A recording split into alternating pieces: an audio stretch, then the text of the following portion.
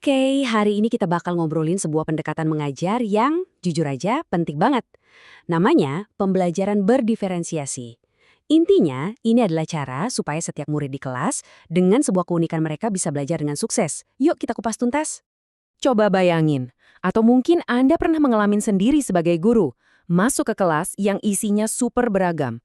Ada yang cepat banget nangkep, ada yang butuh waktu lebih, ada yang minatnya ke seni, yang lain ke sains. Kalau kita pakai satu cara ngajar buat semua, pasti ada yang nggak kena.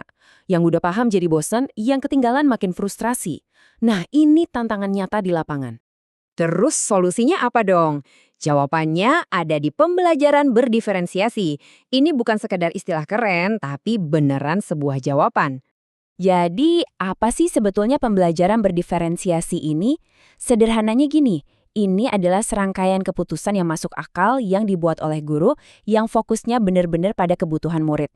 Dan ini penting ya, ini bukan berarti guru harus bikin 30 rencana belajar yang beda-beda untuk 30 murid. Bukan. Tapi lebih ke soal gimana caranya jadi guru yang lebih fleksibel dan adaptif. Tujuannya apa? Wah, ini kuat banget.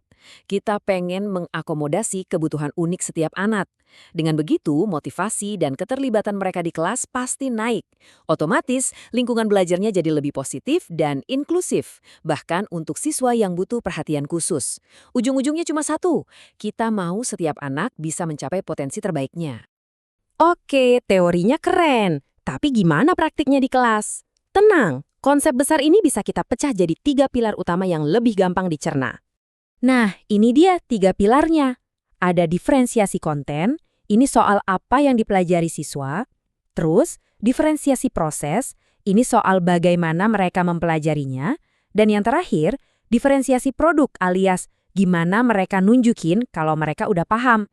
Mari kita bedah satu persatu, mulai dari yang pertama, diferensiasi konten. Ini semua tentang materi, informasi, dan keahlian yang perlu dikuasai murid. Simpelnya, ini tentang apa yang kita ajarkan.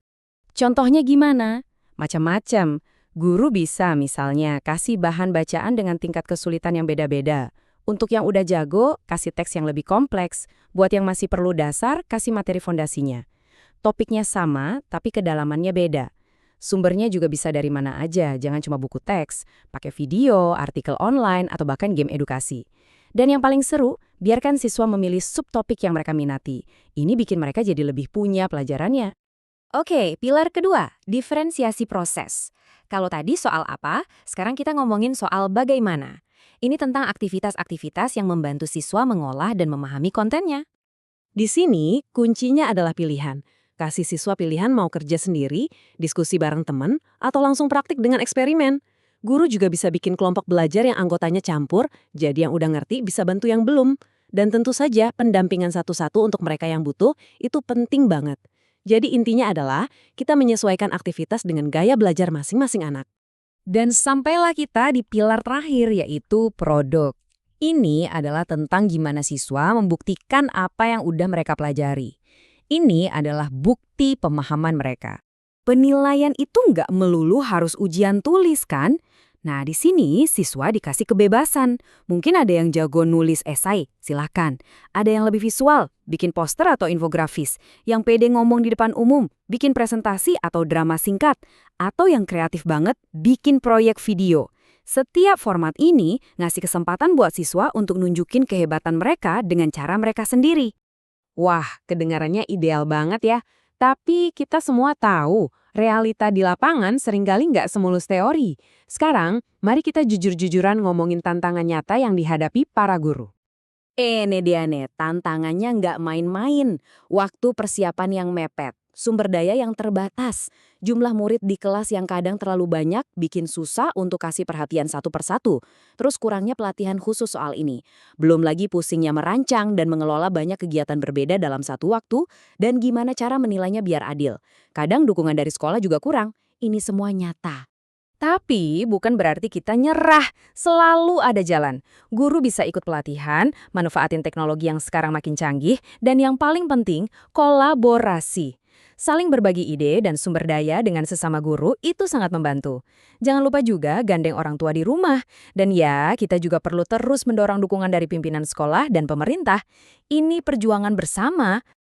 Dan yang luar biasa, konsep modern ini ternyata punya akar yang kuat di filosofi pendidikan kita sendiri loh. Ki Hajar Dewantara pernah bilang bahwa pendidikan itu sejatinya menuntun anak sesuai kodratnya. Jadi, pembelajaran berdiferensiasi ini sebenarnya adalah cara kita menerjemahkan filosofi luhur itu ke dalam praktik di kelas zaman sekarang.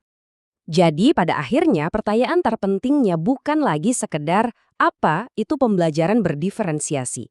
Tapi lebih dalam dari itu, bagaimana kita semua sebagai komunitas, sebagai orang tua, sebagai pembuat kebijakan bisa lebih baik lagi dalam mendukung guru-guru kita. Supaya mereka punya kekuatan untuk membantu setiap anak menemukan dan membuka potensi terbesar dalam diri mereka. Itu misi kita bersama, bukan?